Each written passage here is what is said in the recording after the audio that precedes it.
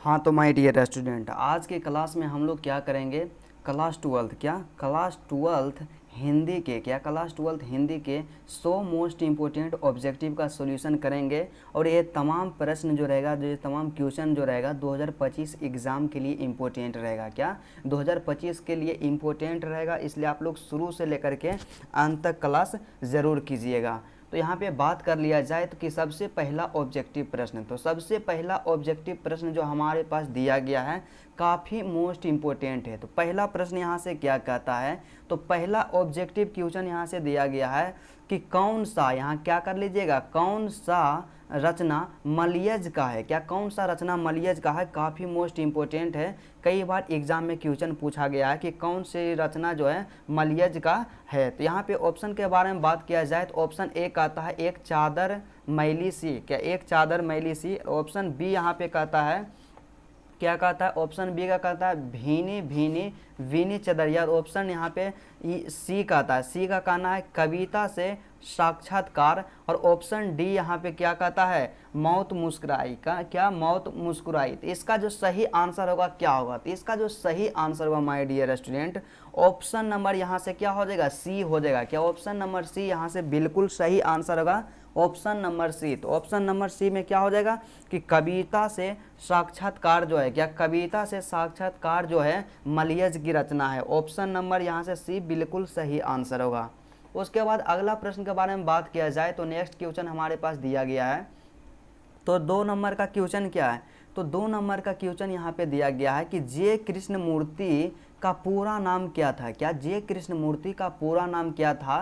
तो option A कहता है यहाँ पे जयंत कृष्णमूर्ति, ऑप्शन बी कहता है जिद्दू कृष्णमूर्ति, और ऑप्शन सी कहता है जीवंत कृष्णमूर्ति, और ऑप्शन डी कहता है गणेश या गणेश कृष्णमूर्ति। तो इसका जो सही आंसर क्या होगा, तो आपको पता होना चाहिए। और एग्जाम में भी लगातार क्वेश्चन पूछा गया है कि जे कृष्णमूर्ति, जे कृष्णमूर्ति का जो बचपन का नाम था जिद्दू कृष्णमूर्ति था। यहाँ से ध्यान रखिएगा, जिद्दू कृष्णमूर्ति क्या था, जिद्दू कृष्णमूर्ति था जे कृष्णमूर्ति का नाम। तो यहाँ से ऑप्शन नंबर क्या हो जाएगा, बी हो जाएगा। जीहू ने होगा, यहाँ पे जिद्दू कर लीजिएगा। Jiddu Krishnamurti, option number B इसका सही आंसर होगा कि यहाँ पे क्या हो जाएगा, जे कृष्णमूर्ति का पूरा नाम क्या हो जाएगा, जिद्दू कृष्णमूर्ति। उसके बाद अगला प्रश्न के बारे में बात किया जाए तो 3 नंबर का क्वेश्चन हमारे पास दिया गया है, काफ़ी मोस्ट इंपोर्टेंट क्वेश्चन है।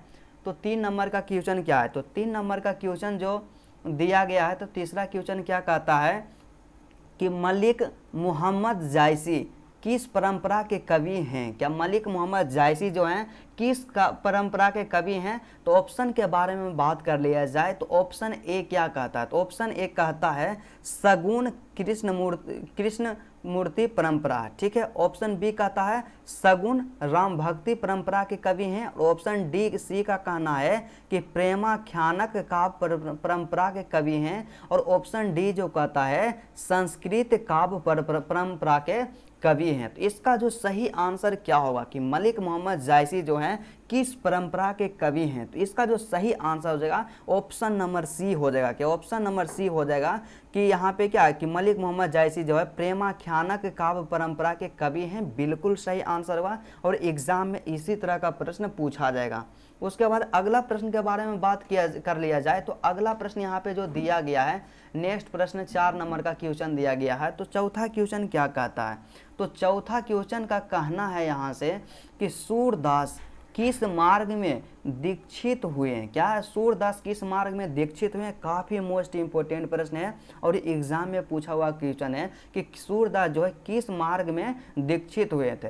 तो ऑप्शन के बारे में बात कर लिया जाए तो ऑप्शन ए कहता है अष्टमार्ग, ऑप्शन बी का यहाँ पे कहना है कि संत मार्ग, और ऑप्शन यहाँ पे सी जो दिया गया पुष्टि मार्ग, और ऑप्शन डी का कहना इनमें से कोई नहीं। तो बताइए इसका सही आंसर क्या होगा कि सूरदास किस मार्ग में दीक्षित हुए हैं। सूरदास किस मार्ग में दीक्षित हुए, क्योंकि इसी तरह का एग्जाम में आपसे क्वेश्चन पूछा जाएगा।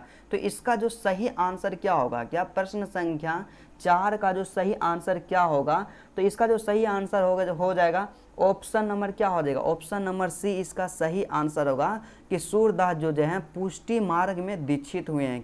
ऑप्शन नंबर सी बिल्कुल 110% करेक्ट आंसर है। 110% करेक्ट आंसर है ऑप्शन नंबर सी कि सूरदास जो है पुष्टि मार्ग में दीक्षित हुए हैं।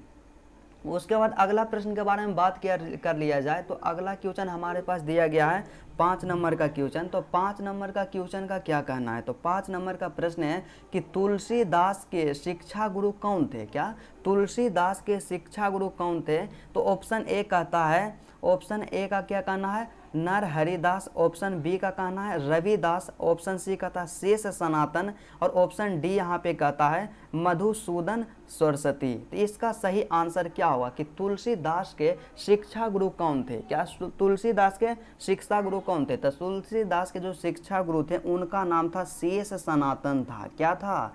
शेष सनातन था। क्या? शेष सनातन था, शेष सनातन। और शेष सनातन जो थे काशी के विद्वान थे। कौन थे? काशी के विद्वान थे। इसलिए मतलब सीधा सा देखा जाए तो आपका जो इसका सही आंसर होगा ऑप्शन नंबर सी हो जाएगा कि तुलसीदास के, क्या तुलसीदास के शिक्षा गुरु का नाम क्या है? शेष सनातन, ऑप्शन नंबर यहाँ पे सी। और शेष सनातन जो थे काशी के विद्वान थे। उसके बाद अगला जो छठा प्रश्न के बारे में बात किया जाए तो छठा क्वेश्चन हमारे पास दिया गया है। छठा क्वेश्चन क्या है? तो 6 नंबर का क्वेश्चन है कि सबके हित का वचन कौन कहता है? क्या सबके हित का वचन कौन कहता है? पाठ के अनुसार बताना है। तो देखिए सबके हित का वचन जो कहते हैं ना, कौन कहते हैं? कबीर कहते हैं। कौन कहते हैं? कबीर कहते हैं। तो यहाँ से इसका जो सही आंसर होगा ऑप्शन नंबर बी हो जाएगा। क्या? ऑप्शन नंबर बी, मतलब कि कबीर जो है सबके हित के बारे में बात करते हैं। क्या? कबीर सबके हित के बारे में बात करते हैं। तो इसलिए इसका सही आंसर ऑप्शन नंबर बी हो जाएगा। और इसी तरह का प्रश्न 2025 एग्जाम में पूछा जाएगा। क्या? 2025 एग्जाम में पूछा जाएगा। उसके बाद 7वां क्वेश्चन के बारे में बात किया जाए तो 7 नंबर का क्वेश्चन हमारे पास दिया गया है। 7 नंबर का क्वेश्चन क्या कहता है? सीधा सा सिंपल क्वेश्चन है 7 नंबर का कि छत्रसाल दशक में छंद है। तो देखिए ये जो प्रश्न है इसको आप मोस्ट इम्पोर्टेंट कर दीजिएगा। क्या? मोस्ट इम्पोर्टेंट कर दीजिएगा या 5 स्टार आप लगा दीजिएगा, क्योंकि एग्ज़ाम में कई बार पूछा जा चुका है। तो इसका सही आंसर आखिर क्या होगा? तो देखिए छत्रसाल यहाँ पे क्या है? दशक लिखा हुआ है। क्या? दशक। और दशक के मतलब हम लोग क्या समझते हैं? 10। क्या? दशक के मतलब क्या होता है? 10। तो छत्रसाल दशक में कितने छंद है? 10 छंद है। ऑप्शन नंबर यहाँ से जो डी होगा बिल्कुल सही होगा, 110% सही होगा कि छत्रसाल दशक में कितने छंद है? 10 छंद है। कितने छंद है? 10 छंद है। उसके बाद अगला प्रश्न के बारे में बात किया जाए तो 8 नंबर का क्वेश्चन हमारे डिस्प्ले पे दिया गया है। तो 8 नंबर का क्वेश्चन क्या कहता है? तो 8वां क्वेश्चन का कहना है मेरे दोस्त कि इनमें से कौन सी पुस्तक प्रसाद जी की नहीं है? क्या? इनमें से कौन सी पुस्तक प्रसाद जी की नहीं है? मतलब जयशंकर प्रसाद की पुस्तक जो है इनमें से कौन सा नहीं है? तो ऑप्शन ए के बारे में बात करते हैं तो ऑप्शन ए कहता है आंसू, ऑप्शन बी कहता है इंद्रजाल, ऑप्शन सी कहता है आंधी और ऑप्शन डी कहता है शिवाजी का महत्व। तो इसमें बताइए आप लोग कमेंट करके कि इसका सही आंसर क्या होगा कि जयशंकर प्रसाद की कृति इनमें से कौन नहीं है? तो आपको पता होना चाहिए माय डियर स्टूडेंट कि जो यहाँ पे क्या है, आंसू जो है जयशंकर प्रसाद की कृति है। ठीक है, इंद्रजाल भी जयशंकर प्रसाद की कृति है और यहाँ पे जो आंधी दिया गया है ये भी जयशंकर प्रसाद की कृति है। लेकिन यहाँ पे जो Shiva Bavani option number D में दिया गया है यह जयशंकर प्रसाद की कृति नहीं है। क्या जयशंकर प्रसाद की कृति नहीं है? तो यहाँ से हमसे पूछा गया है कि निम्नलिखित में से कौन सी पुस्तक जयशंकर प्रसाद की नहीं है। तो इसलिए इसका सही आंसर ऑप्शन नंबर डी हो जाएगा। क्या? ऑप्शन नंबर डी इसका बिल्कुल सही आंसर हो जाएगा, 110% इसका सही आंसर हो जाएगा। और इसी तरह का प्रश्न एग्जाम में पूछा जाता है। ठीक है, उसके बाद अगला प्रश्न के बारे में बात किया जाए तो 9 नंबर का क्वेश्चन यहाँ से दिया गया है। तो 9 नंबर का प्रश्न का क्या कहना है कि सुभद्रा कुमारी चौहान, क्या सुभद्रा कुमारी चौहान के पिता का नाम क्या था? तो सुभद्रा कुमारी चौहान के पिता का नाम क्या था? काफ़ी मोस्ट इंपोर्टेंट और पॉपुलर क्वेश्चन है। तो सुभद्रा कुमारी चौहान के पिताजी का जो नाम था ठाकुर रामनाथ सिंह था। क्या ठाकुर रामनाथ सिंह था? ऑप्शन नंबर यहाँ पे जो सी है कि बिल्कुल सही आंसर होगा। क्या ऑप्शन नंबर सी इसका सही आंसर होगा? ठाकुर रामनाथ सिंह। क्या? ठाकुर रामनाथ सिंह। उसके बाद अगला प्रश्न के बारे में बात किया जाए तो नेक्स्ट प्रश्न 10 नंबर का हमारे पास दिया गया है। तो 10वां प्रश्न क्या कहता है, तो 10वां प्रश्न कहता है कि नकलची शब्द में प्रत्यय है। तो नकलची शब्द में प्रत्यय है, तो शब्द के बारे में यदि गौर किया जाए तो देखिए नकलची, हमारे पास शब्द क्या है, नकलची। तो नकलची, तो नकलची में आप देखिए मेन शब्द क्या है, तो मेन शब्द यहाँ पे नकल दिया हुआ है और लास्ट में क्या लगा हुआ है, ची। तो देखिए प्रत्यय हम उसे कहते हैं, उस शब्द खंड को कहते हैं जो किसी शब्द के अंत में लगता है। तो अंत में यहाँ पे क्या देखना है कि अंत में क्या लगा हुआ है, तो अंत में लगा हुआ है यहाँ से क्या हो, ची लगा हुआ है। तो ची, इसमें क्या नकलची में जो प्रत्यय हो जाएगा ची हो जाएगा, क्या ची प्रत्यय हो जाएगा। इसलिए इसका सही आंसर क्या होगा, इसलिए इसका सही आंसर होगा ऑप्शन नंबर डी, बिल्कुल सही आंसर होगा। क्या ऑप्शन नंबर डी इसका बिल्कुल सही आंसर होगा। उसके बाद अगला प्रश्न के बारे में बात किया जाए जो कि काफ़ी इंपॉर्टेंट प्रश्न है, 11 नंबर का क्वेश्चन है। तो 11 नंबर क्वेश्चन का क्या कहना है माय डियर स्टूडेंट कि महिमा शब्द में प्रत्यय है। क्या महिमा शब्द में प्रत्यय है, इसी को बताना है कि महिमा शब्द में क्या प्रत्यय है।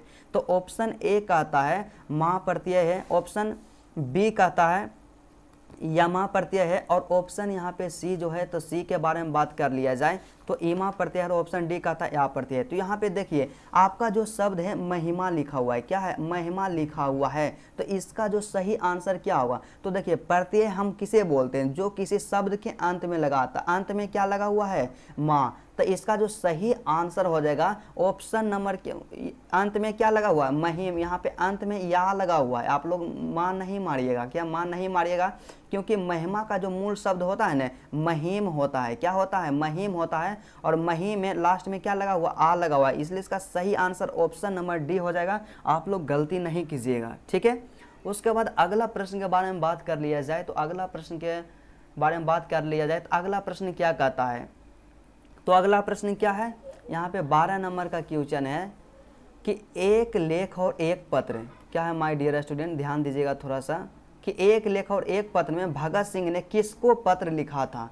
तो एक लेख और एक पत्र जो आती है, पत्र लेखक ऐतिहासिक पत्र है, उसमें भगत सिंह क्या किए थे कि सुखदेव को पत्र लिखे थे। किसको पत्र लिखे थे, सुखदेव को पत्र लिखे थे। तो इसलिए इसका सही आंसर क्या हो जाएगा, तो इसका सही आंसर हो जाएगा ऑप्शन नंबर ए हो जाएगा, सुखदेव, क्या सुखदेव।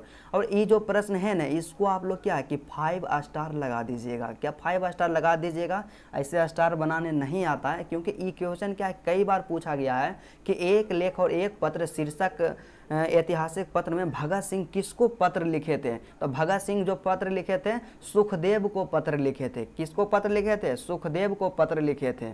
उसके बाद अगला प्रश्न के बारे में बात कर लिया जाए तो 13 नंबर का क्वेश्चन है। आप लोग बताइएगा कि वॉइस क्लियर आ रहा है कि नहीं, क्या आवाज़ क्लियर, वॉइस क्लियर आ रहा है कि नहीं, थोड़ा सा आप लोग कंफर्म कर दीजिएगा, और आप लोग को अच्छा से साफ साफ दिखाई दे रहा है कि नहीं दे रहा है, ठीक है। तो 13 नंबर का प्रश्न क्या कहता है, तो 13 नंबर का प्रश्न यहाँ पे दिया गया है कि रात शब्द है, बताना है यहाँ पे जो रात है न, क्या है शब्द, रात जो है, रात कौन सा शब्द है, क्या रात कौन सा शब्द है, तो काफ़ी मोस्ट इंपॉर्टेंट है। तो रात जो है न तद्भव है, क्या है, तद्भव है, क्या तद्भव। तो ऑप्शन नंबर इसका बी करेक्ट आंसर होगा कि रात कौन सा शब्द है, तद्भव शब्द है, क्या तद्भव शब्द है। और तद्भव से भी क्वेश्चन पूछा जाता है, शब्द से भी क्वेश्चन पूछा जाता है। तो आप लोग क्या कीजिएगा कि शब्द के बारे में आप लोग पढ़ लीजिएगा। आप ये लोग यूट्यूब पे सर्च कीजिएगा कि शब्द सर्च कीजिएगा, तो शब्द के बारे में आ जाएगा। नहीं तो आप शब्द कीजिएगा कि सर्च कीजिएगा कि तद्भव और तत्समक पहचानने का ट्रिक, क्या सर्च कीजिएगा, तद्भव और तत्समक पहचानने का ट्रिक। और इसको जरूर कंप्लीट कर लीजिएगा, क्योंकि प्रत्येक साल बिहार बोर्ड क्या करता है कि कम से कम 2 से 3 प्रश्न इससे जरूर पूछता है। तो चलिए बिना टाइम का इन्वेस्ट किए आगे की ओर बढ़ते हैं। तो अगला यहाँ पे 14 नंबर का क्वेश्चन दिया गया है। तो 14 नंबर के क्वेश्चन का क्या कहना है, तो यहाँ पे प्रश्न जो दिया गया है काफ़ी आसान प्रश्न है कि शंख शब्द क्या है, क्या शंख शब्द क्या है। तो आप लोग कमेंट करके बताइए, क्या आप लोग कमेंट जरूर कीजिए, क्योंकि कमेंट देखिए आप जब तक नहीं करते हैं तो तब तक मेरा मनोबल जो होता है थोड़ा सा डाउन रहता है। तो आप लोग कमेंट कीजिए और बताइए। आपको लग रहा होगा कि ये सब इतना आसान प्रश्न है, तो मेरे भाई आसान प्रश्न ही एग्जाम में पूछा जाता है, और जब एग्जाम में यही प्रश्न आएगा ना तो आपका दिमाग खराब हो जाएगा। आप लोग बताइए कि शंख क्या है, तो शंख कौन सा शब्द है, तो शंख जो है ना तत्सम है, क्या है, शंख जो है तत्सम है। यहाँ से ऑप्शन नंबर सी बिल्कुल सही आंसर होगा, क्या ऑप्शन नंबर सी यहाँ से बिल्कुल सही आंसर होगा कि शंख जो क्या है तत्सम है, क्या शंख तत्सम है। ऑप्शन नंबर यहाँ से सी सही आंसर होगा।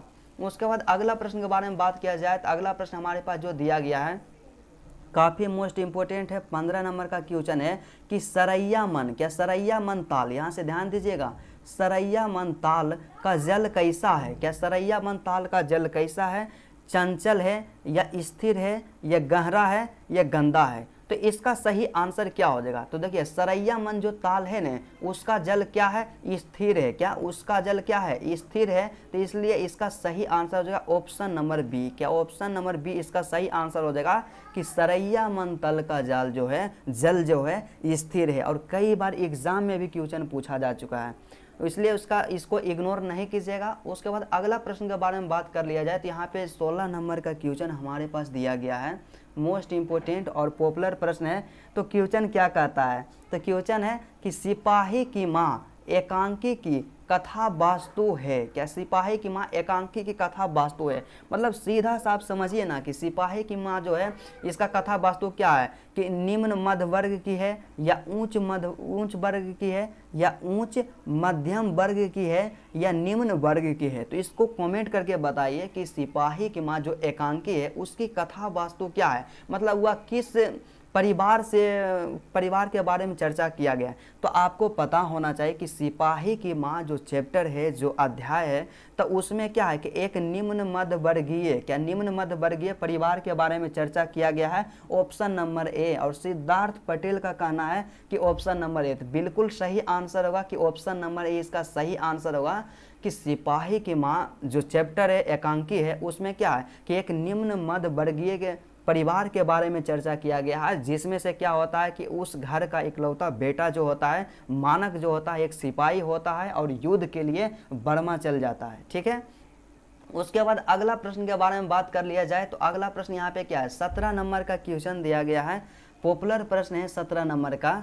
तो 17 नंबर का क्वेश्चन क्या है कि जायसी का जन्म स्थान है। तो आप लोग बताइए कि मलिक मोहम्मद जायसी का जन्म स्थान कहाँ है, दिल्ली है या इलाहाबाद है या जायस कब्र अमेठी है या भागलपुर है। तो इसको बताइए कि मलिक मोहम्मद जायसी का जन्म स्थान कहाँ है, क्या मलिक मोहम्मद जायसी का जन्म स्थान कहाँ है। तो काफ़ी इंपॉर्टेंट प्रश्न है, आप लोग कमेंट करना नहीं भूलिएगा। तो जन्म स्थान इनके जन्म स्थान के बारे में बात कर लिया जाए तो मलिक मोहम्मद जायसी के जन्म स्थान जो है ना जायस है, क्या जायस कब्र अमेठी, क्या जायस कब्र अमेठी। इसलिए इसका सही आंसर ऑप्शन नंबर सी, क्या ऑप्शन नंबर सी इसका सही आंसर होगा कि जायस कब्र अमेठी।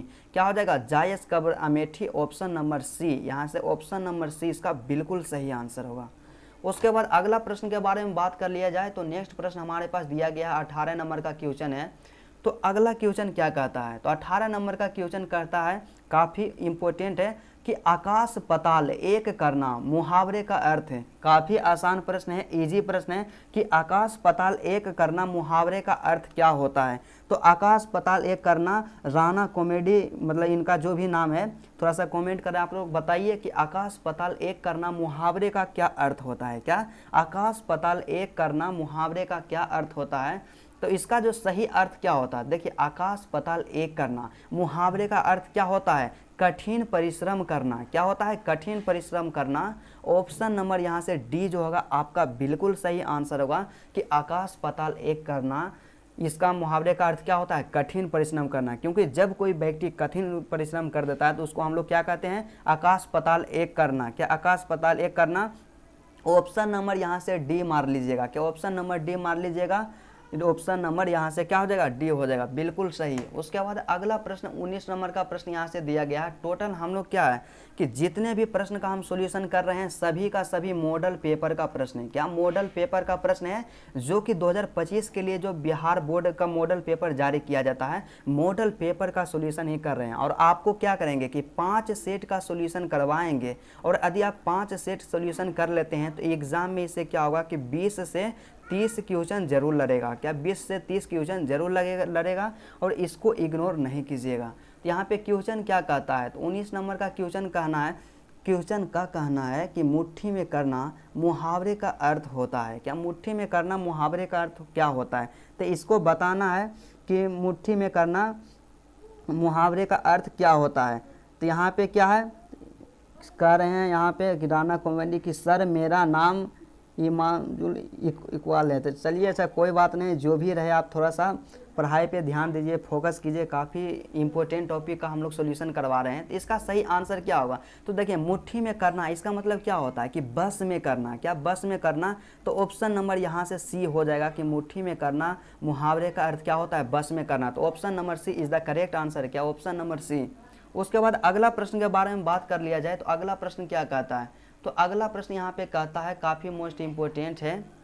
तो नेक्स्ट प्रश्न के बारे में बात किया जाए कि रामती गौ कड़ी खानी में, क्या रामती गौ खड़ी खानी में बछड़ा हित पाई, यह पंक्ति किस शीर्षक कविता से है? क्या यह पंक्ति किस शीर्षक कविता से है? तो इसको देखिए आप लोग समझिएगा कि रामती गौ करी कानी, क्या खरी कनी। तो देखिए रामती गौ, तो गौ का मतलब क्या होता है? तो गौ का मतलब जो होता है ना गाय होता है। तो आप लोग बताइए कि गाय के बारे में किस चैप्टर में चर्चा किया गया? तो आपको पता होना चाहिए कि गाय के बारे में देखिए भगवान श्री कृष्ण के बारे में किस चैप्टर में चर्चा किया गया है?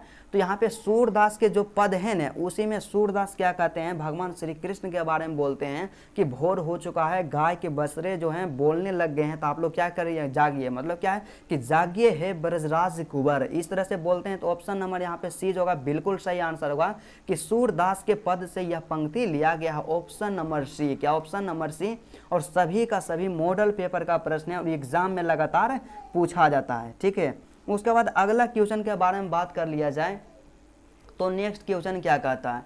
तो नेक्स्ट क्वेश्चन यहाँ से कहता है, इंपॉर्टेंट प्रश्न है, 21 नंबर का क्वेश्चन है। और 21 नंबर क्वेश्चन का कहना है कि नाभादास जी किस धारा के संत थे? क्या? नाभादास जी किस धारा के संत थे, इसको बताइए। तो यहाँ पे राणा कॉमेडी का कहना ऑप्शन नंबर सी। क्या? Option number c. तो बिल्कुल सही आंसर होगा। क्या सिद्धार्थ पटेल भी बोल रहे हैं कि ऑप्शन नंबर सी इसका सही आंसर होगा? तो हाँ, तो बिल्कुल सही इसका आंसर है कि नाभादास जी जो हैं, क्या नाभादास जी जो हैं वैष्णव दर्शन के, क्या वैष्णव दर्शन धारा के संत थे। ऑप्शन नंबर यहाँ से सी ही बिल्कुल सही आंसर होगा। क्या? Option number C, Siddharth Patel, Rana comedy. ठीक है। उसके बाद अगला यहाँ पे बात कर लिया जाए अगला क्वेश्चन के बारे में। तो अगला क्वेश्चन हमारे पास क्या दिया गया है? तो अगला क्वेश्चन हमारे पास दिया गया हमारे स्क्रीन पे 22 नंबर का प्रश्न है कि छत्रसाल दशक के कितने छंदों में महाराजा छत्रसाल की वीरता का यशोगान किया गया है? क्या? यशोगान किया गया। तो आप लोग यहाँ से देखिए और समझिए, काफ़ी मोस्ट इम्पोर्टेंट प्रश्न है और एग्जाम में कई बार पूछा गया, बिल्कुल आसान प्रश्न है। तो इसका बताइए क्या हो जाएगा सही आंसर? Question number 22। क्या क्वेश्चन नंबर 22 का सही आंसर क्या होगा? आप लोग कमेंट करके बताइए कि क्वेश्चन नंबर 22 का सही आंसर क्या होगा कि छत्रसाल दशक जो है उसमें कितने छंदों में महाराजा छत्रसाल की वीरता का यशोगान किया गया है? तो सिद्धार्थ पटेल का कहना है ऑप्शन नंबर बी 52 छंदों में। क्या? ऑप्शन नंबर बी 52 छंदों में। और क्या है? फिर राणा कॉमेडी कहते हैं ऑप्शन नंबर सी। तो देखिए इसका सबका गलत हो गया है, क्योंकि क्या है कि छत्रसाल दशक है। तो इसमें देखिए यहाँ पे जो क्वेश्चन दिया गया है ना, क्वेश्चन में ही आंसर छिपा हुआ है। तो आप लोग थोड़ा सा इसको ट्रिक से याद कर सकते हैं। तो यहाँ पे लिखा गया है रचना क्या? छत्रसाल। क्या? छत्रसाल। यहाँ से ध्यान देखिएगा, छत्रसाल दशक। क्या? छत्रसाल दशक। तो लास्ट में यहाँ पे क्या लगा हुआ है? दशक लगा हुआ है। तो दशक का मतलब आप लोग समझिएगा 10। क्या? दशक का मतलब क्या होता है? 10। तो ये कितने छंदों में है? तो 10 छंदों में है। तो ऑप्शन नंबर यहाँ से डी बिल्कुल सही आंसर होगा कि छत्रसाल दशक में 10 छंदों में महाराजा छत्रसाल की वीरता का वर्णन किया गया है। तो ऑप्शन नंबर यहाँ से क्या हो जाएगा? ऑप्शन नंबर यहाँ से डी हो जाएगा। और बिल्कुल आसान प्रश्न है मेरे दोस्त। क्या है यहाँ पे देखिए दशक लगा हुआ, तो दशक का मतलब आप क्या समझिए? 10 समझिए और 10 याद रखिए, 10 छंद याद रखिए। काफ़ी इंपॉर्टेंट है और आसान प्रश्न है। राणा कॉमेडी का कहना ऑप्शन नंबर डी बिल्कुल सही है, आपका बिल्कुल करेक्ट आंसर है। और एग्जाम में इसी तरह का प्रश्न पूछा जाता है। और आपको एक चीज़ के बारे में और बताए हैं कि क्या करना है कि आपको अभी से आप इंग्लिश का तैयारी नहीं किए हैं। क्या? इंग्लिश का तैयारी नहीं किए हैं तो इंग्लिश के लिए हम स्ट्रेटजी वीडियो बनाएं कि केवल 2 से 3 महीना पढ़ करके कैसे हम इंग्लिश में, आप कितना भी कमज़ोर स्टूडेंट रहिए, 85 अंक ला सकते हैं। तो आप लोग क्या है कि आप डिस्क्रिप्शन में वीडियो का लिंक दे देंगे, वहाँ से जा करके आप लोग वीडियो को ज़रूर देखिएगा। तो अगला प्रश्न यहाँ पे 23 नंबर का क्वेश्चन का कहना है, क्योंकि टाइम का इन्वेस्ट नहीं करेंगे, सिर्फ यहाँ पे एजुकेशन पे हम लोग ध्यान देंगे। तो यहाँ पे 23 नंबर का क्वेश्चन क्या है? तो 23 नंबर का क्वेश्चन कहना है कि इतने पास अपने शीर्षक संकलन किस कवि के द्वारा लिखा गया है? क्या इतने पास अपने शीर्षक संकलन जो है किस कवि के द्वारा लिखा गया है? इसका बताइए सही आंसर क्या होगा। तो ऑप्शन यहाँ पे राणा कॉमेडी कहते हैं, ऑप्शन नंबर डी। और बताइए ऑप्शन नंबर डी। तो इसका जो सही आंसर होगा कि ऑप्शन नंबर डी ही बिल्कुल सही आंसर होगा, क्योंकि इतने पास अपने जो हैं शमशेर बहादुर सिंह की संकलन है या शमशेर बहादुर सिंह के द्वारा लिखा गया है। इसका सही आंसर हो जाएगा ऑप्शन नंबर डी हो जाएगा। ठीक है, उसके बाद सिद्धार्थ पटेल भी कहते हैं ऑप्शन नंबर डी। तो जी हाँ, बिल्कुल सही आंसर आपका है।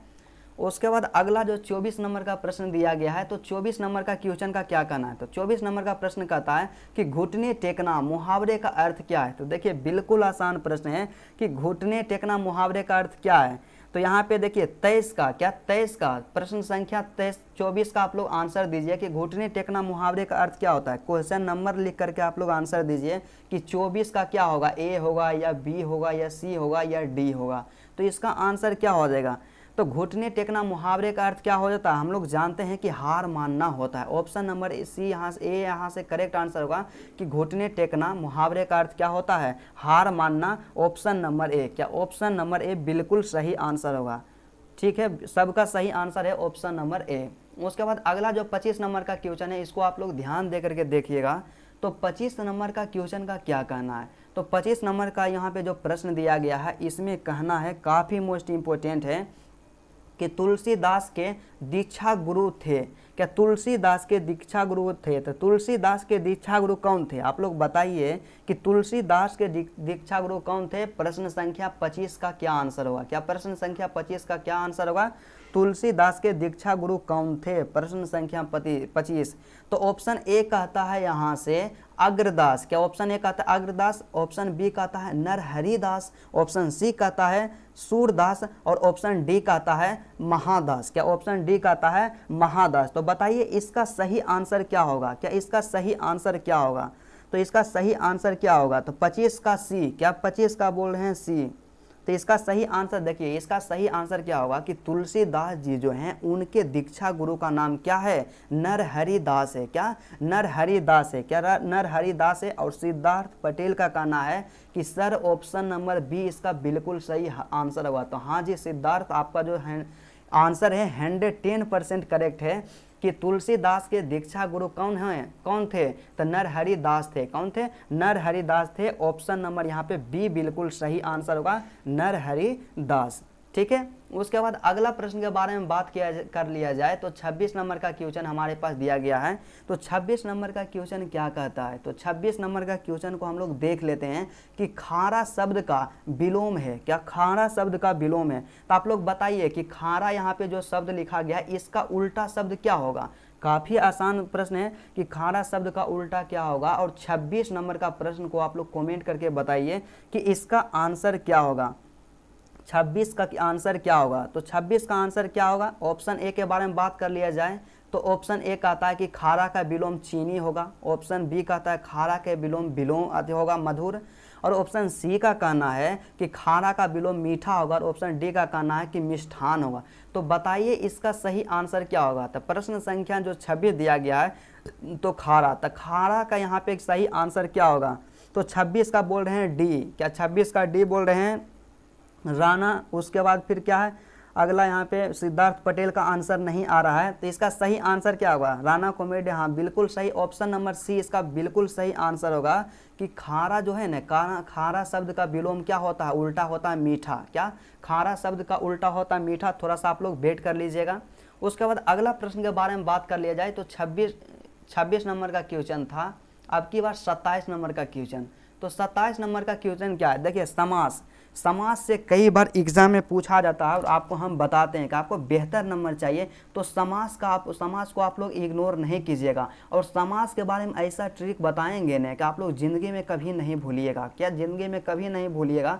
और समास के बारे में हम लोग क्लास भी करवाएं कि समास को हम कैसे पहचानेंगे। तो समास में पहला यहाँ पे है 27 नंबर का क्वेश्चन कहा गया है आपसे, पूछा गया आपसे 27 नंबर का क्वेश्चन। थोड़ा सा ध्यान दीजिएगा, टेक्निकल इशू की वजह से थोड़ा सा आपको परेशानी का सामना करना पड़ सकता है, लेकिन आपका तैयारी में थोड़ा भी रुकावट नहीं आने देंगे। ठीक है, तो 27 नंबर का क्वेश्चन क्या कहता है कि पंचवटी कौन सा समास है, क्या पंचवटी कौन सा समास है।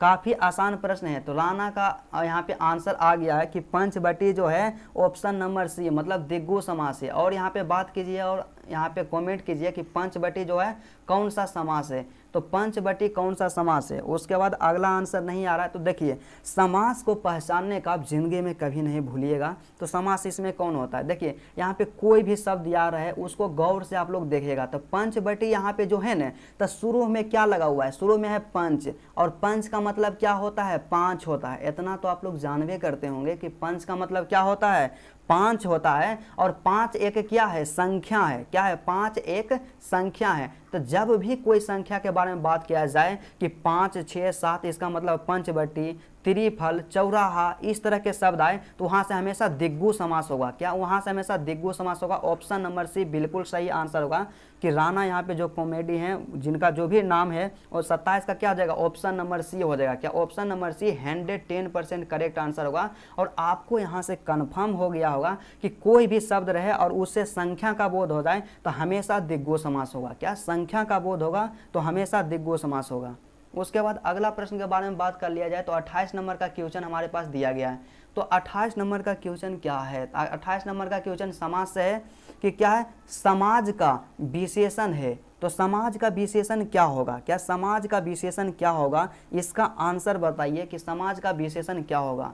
काफ़ी मोस्ट इम्पोर्टेंट और पॉपुलर प्रश्न है कि समाज का विशेषण क्या होगा। प्रश्न संख्या 28 का इसका सही आंसर क्या होगा। तो ऑप्शन ए कहता है कि समाज, यहाँ पे समाज जो है ना, समाज का विशेषण होता है सामाजिक होता है, या सामाजिक होता है, या समायोग्य होता है, या असामाजिक होता है। तो देखिए सामाजिक समाज है तो समाज का विशेषण क्या होगा। तो प्रश्न संख्या 8 का जो सही आंसर आ रहा है राणा कॉमेडी के तरफ से ऑप्शन नंबर बी। क्या, ऑप्शन नंबर बी। और बताइए आगे बात किया जाए तो देखिए इसका सही आंसर बिल्कुल सही है, ऑप्शन नंबर बी ही होगा। क्या, ऑप्शन नंबर बी होगा, क्योंकि समाज का जो विशेषण होता है सामाजिक ही होता है। क्या, सामाजिक। और एक चीज़ आप क्या रखिए आज मेरे दोस्त मेरे भाई, कि आप लोग शुद्धि और अशुद्धि पे भी बिल्कुल ध्यान दीजिए। क्या, शुद्धि अशुद्धि पर बिल्कुल ध्यान दीजिए।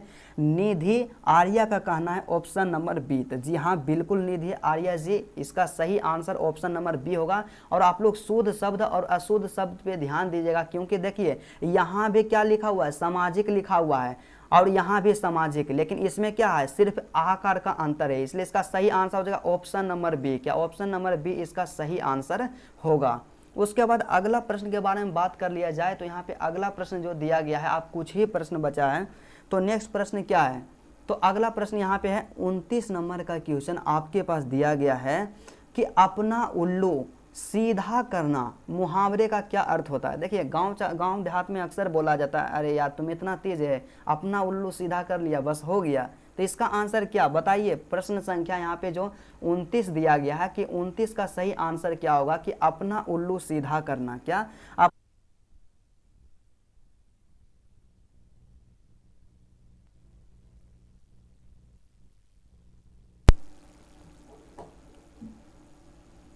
हाँ तो माय डियर स्टूडेंट, यहाँ पे थोड़ा सा टेक्निकल इशू हो गया था, इसके वजह से आपको परेशानी का सामना करना पड़ा, लेकिन कोई बात नहीं, फिर से स्टार्ट करते हैं फिर उसी अंदाज में।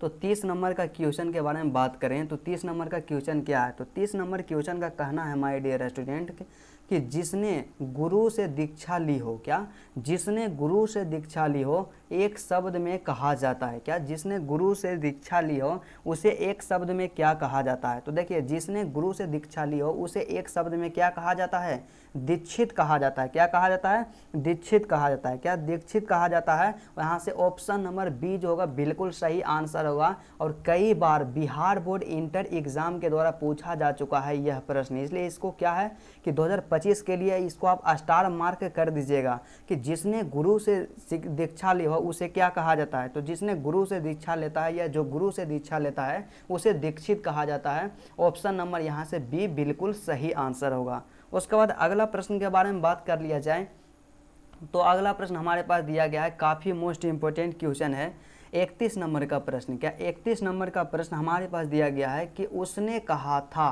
कहानी के नायक है। तो उसने कहा था कहानी के नायक कौन है। तो ऑप्शन ए के बारे में बात कर लिया जाए तो लहना सिंह, ऑप्शन बी कहता है बोधा सिंह, ऑप्शन सी कहता है हजारा सिंह, और ऑप्शन यहाँ पे डी जो है, डी का कहना है कि भैया इनमें से कोई नहीं इसका सही आंसर होगा। तो बताइए इसका सही आंसर क्या होगा? क्या इसका सही आंसर क्या होगा कि उसने कहा था जो कहानी है इसके नायक कौन है? क्या उसने कहा था कहानी के नायक कौन है?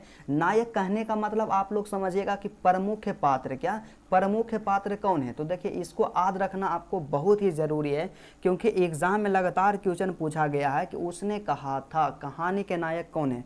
तो उसने कहा था कहानी के नायक है ऑप्शन नंबर ए, क्या ऑप्शन नंबर ए लहना सिंह। क्या लहना सिंह इसका सही आंसर हो जाएगा? Option number a Siddharth Patel. Option number ए थोड़ा सा क्या है कि नेटवर्क इशू के कारण प्रॉब्लम का सामना करना पड़ रहा होगा, उसके लिए बहुत बहुत सॉरी। आप लोग क्लास को आप लोग कंटिन्यू कीजिए कि उसने कहा था कहानी का नायक कौन है? लहना सिंह है, और बहुत ही इंपॉर्टेंट प्रश्न है। उसके बाद अगला प्रश्न के बारे में बात कर लिया जाए तो अगला प्रश्न 32 नंबर का दिया गया हमारे पास। तो अगला प्रश्न क्या कहता है? तो 32 नंबर का क्वेश्चन का कहना है मेरे दोस्त मेरे भाई कि हाथ पैर कौन सा समास है? क्या हाथ पैर कौन सा समास है? तो देखिए समास से क्वेश्चन पूछा गया है। किससे पूछा गया है? समास से क्वेश्चन पूछा गया। तो समास को पहचानने का ट्रिक क्या होता है? क्या समास को पहचानने का ट्रिक क्या होता है, इसको स्पष्ट कर देते हैं। तो सबसे पहले क्या है कि जो भी शब्द दिया हुआ रहे उस शब्द पे ध्यान देना। यहाँ पे क्या है? हाथ और पैर है। क्या हाथ पैर है?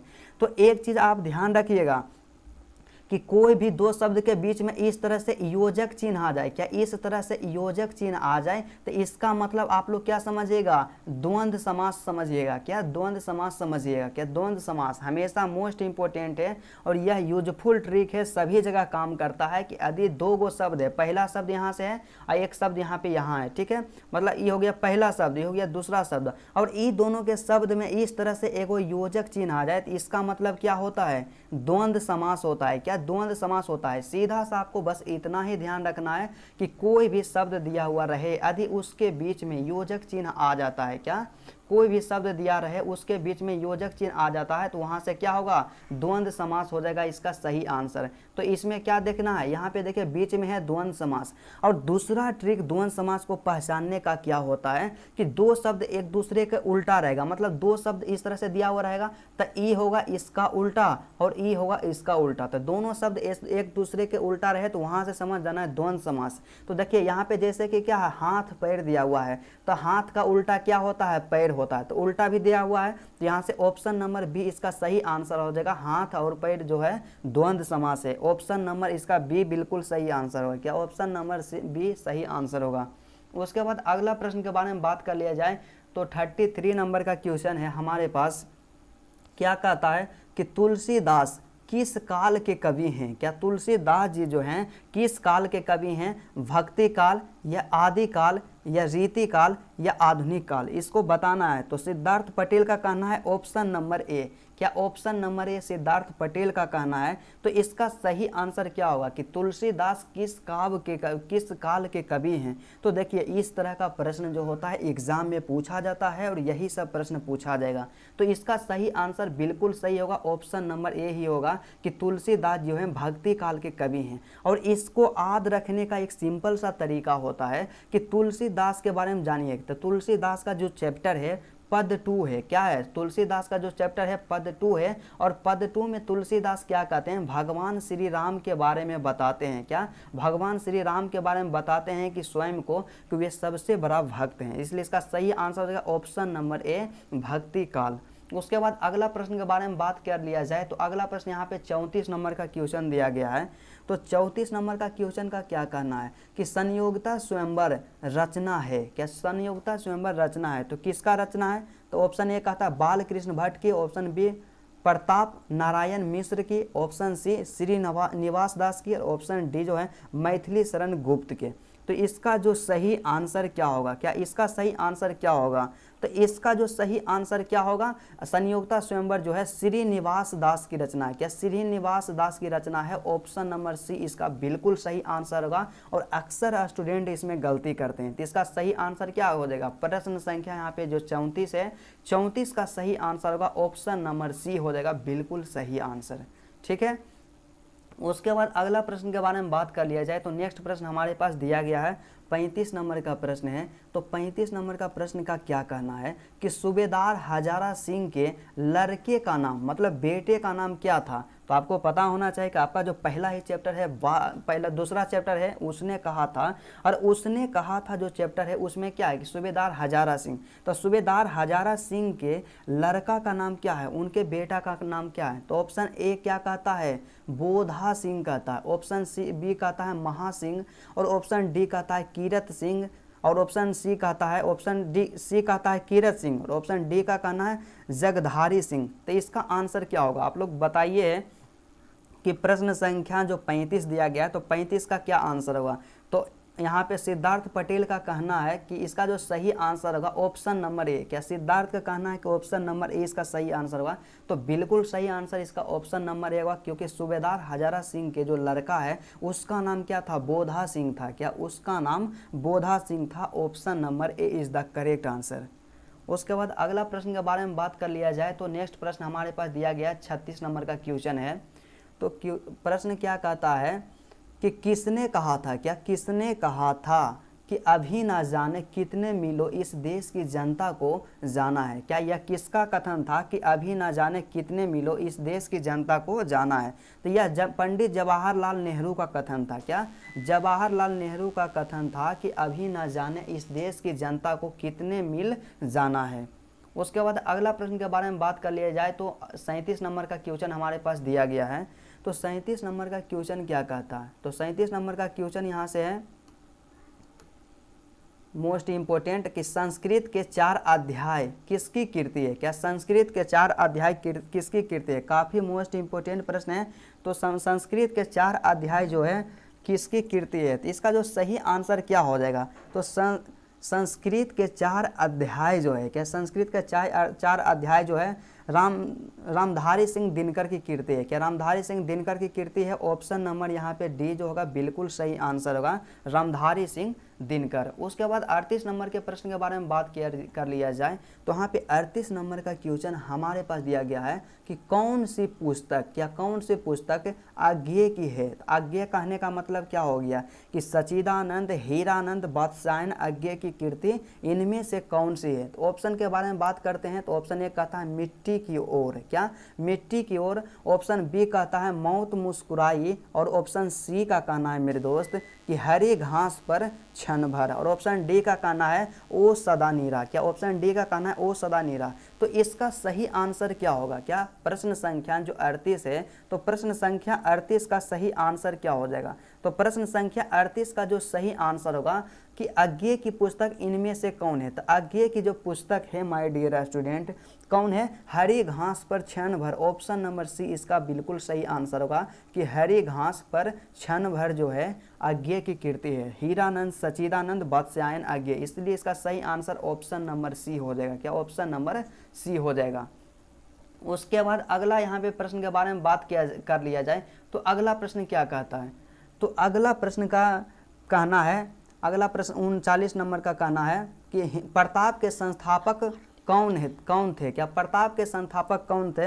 यहाँ पे निधि आर्य का कहना है कि सर ऑप्शन नंबर ए। क्या ऑप्शन नंबर ए। उसके बाद और आगे देख लेते हैं तो देखिए इसका सही आंसर क्या होगा। तो इसका जो सही आंसर होगा कि प्रताप के जो संस्थापक हैं, क्या प्रताप जो नामक एक पत्र था, साप्ताहिक पत्र था, उसके संस्थापक कौन थे। तो उसके जो संस्थापक थे गणेश शंकर विद्यार्थी थे। कौन थे, गणेश शंकर विद्यार्थी। ऑप्शन नंबर ए ही बिल्कुल सही आंसर होगा। क्या ऑप्शन नंबर ए इसका बिल्कुल सही आंसर होगा कि गणेश शंकर विद्यार्थी प्रताप नामक साप्ताहिक पत्र के संपादक थे। इसलिए यहाँ से सही आंसर ऑप्शन नंबर ए हो जाएगा और इसी तरह का प्रश्न एग्जाम में पूछेगा। ठीक है।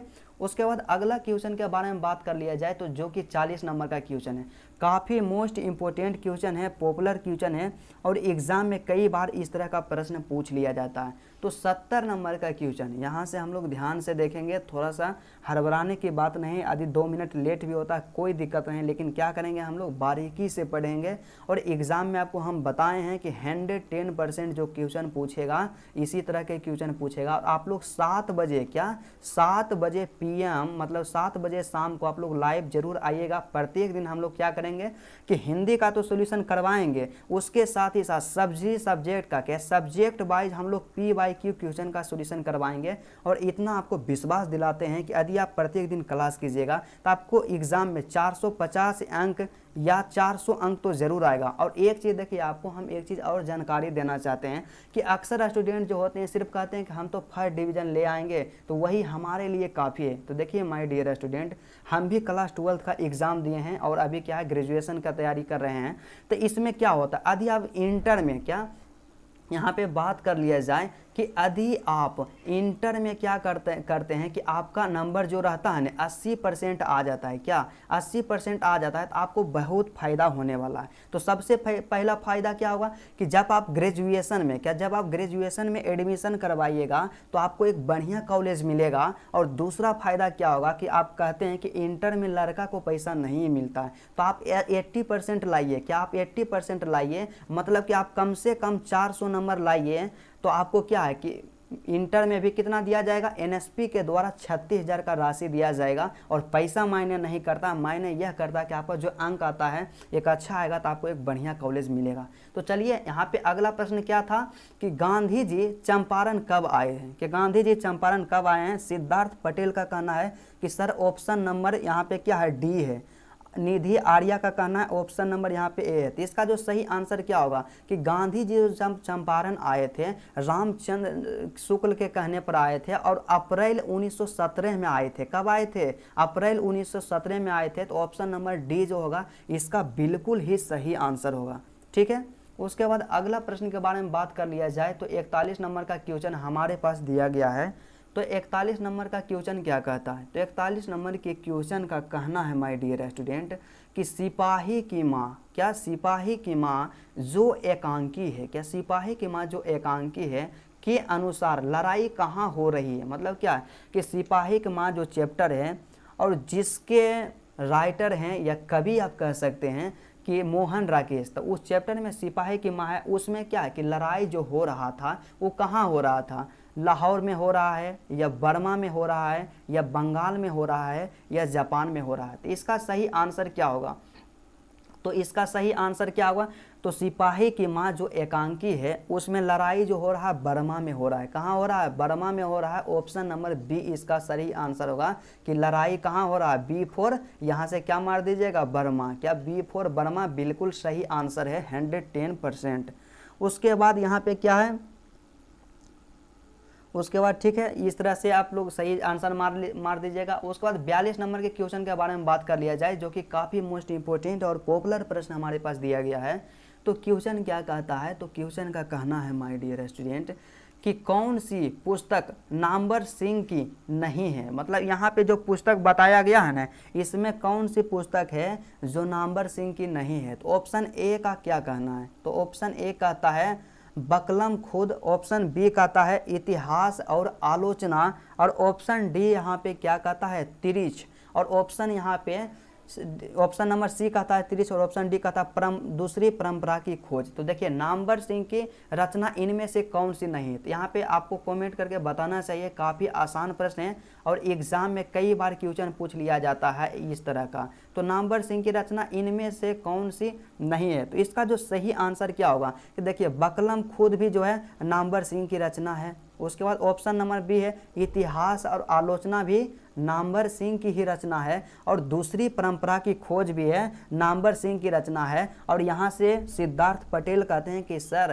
प्रश्न संख्या जो 42 है ना उसका सही आंसर होगा ऑप्शन नंबर C। तो बिल्कुल जी हाँ सिद्धार्थ, क्योंकि इसका आंसर C ही होगा। क्या ऑप्शन नंबर C इसका सही आंसर होगा, क्योंकि क्या है कि तिरिच जो दिया गया ना, तिरिच किसकी कृति है, उदय प्रकाश की कृति है। क्या उदय प्रकाश के द्वारा तिरिच लिखा गया है, इसलिए इसका सही आंसर क्या हो जाएगा, ऑप्शन नंबर C हो जाएगा। क्या ऑप्शन नंबर C हो जाएगा इसका सही आंसर।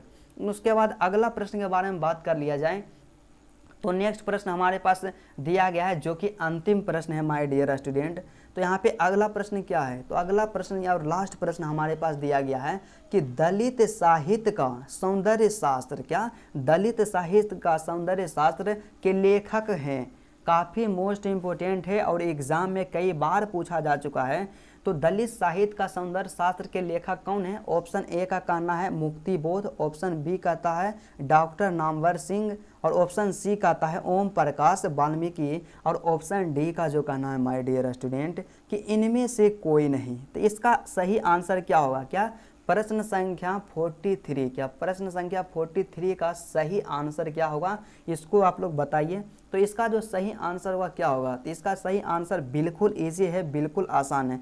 तो दलित साहित्य का सौंदर्य शास्त्र जो है इसके जो लेखक हैं ओम प्रकाश वाल्मीकि हैं। कौन है? ओम प्रकाश वाल्मीकि है। काफ़ी मोस्ट इंपोर्टेंट प्रश्न है और इसी तरह का एग्जाम में क्वेश्चन आएगा। सिद्धार्थ पटेल का कहना बिल्कुल सही, ऑप्शन नंबर यहाँ पे जो सी है इसका सही आंसर होगा ओम प्रकाश वाल्मीकि जो है दलित साहित्य का सौंदर्य शास्त्र के लेखक है। तो चलिए हम लोग क्या कहें कि जितने भी VVI ऑब्जेक्टिव प्रश्न था तमाम क्वेश्चन का हम लोग विस्तार पूर्वक सोल्यूशन किए हैं। और आप लोग नेक्स्ट डे 7 बजे आप लोग लाइव क्लास ज़रूर आइएगा। और यदि आपको वीडियो अच्छा लगा तो वीडियो को आप लोग दिल से लाइक कर दीजिएगा। क्या वीडियो को आप लोग दिल से लाइक कर दीजिएगा। और यदि लगता है कि इस चैनल से हमें कुछ सीखने के लिए मिलता है, आपको एग्ज़ाम में थोड़ा सा भी हेल्प होता है और आप एक बेहतर अंक लाना चाहते हैं, तो मेरे दोस्त आप क्या कीजिए कि चैनल को भी ज़रूर सब्सक्राइब कर लीजिएगा। क्योंकि क्या करेंगे, प्रत्येक सब्जेक्ट का हम लोग चैप्टर वाइज PYQ क्वेश्चन को कंप्लीट करवाएंगे,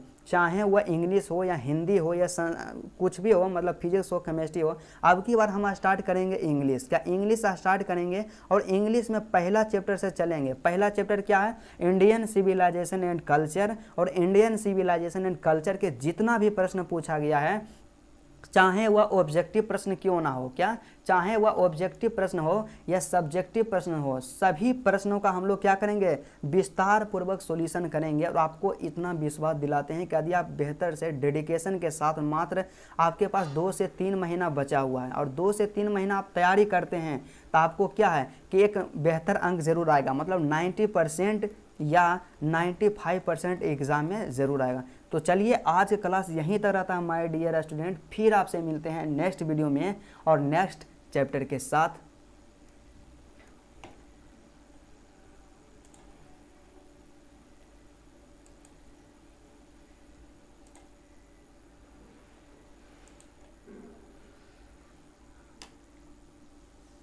ओके बस।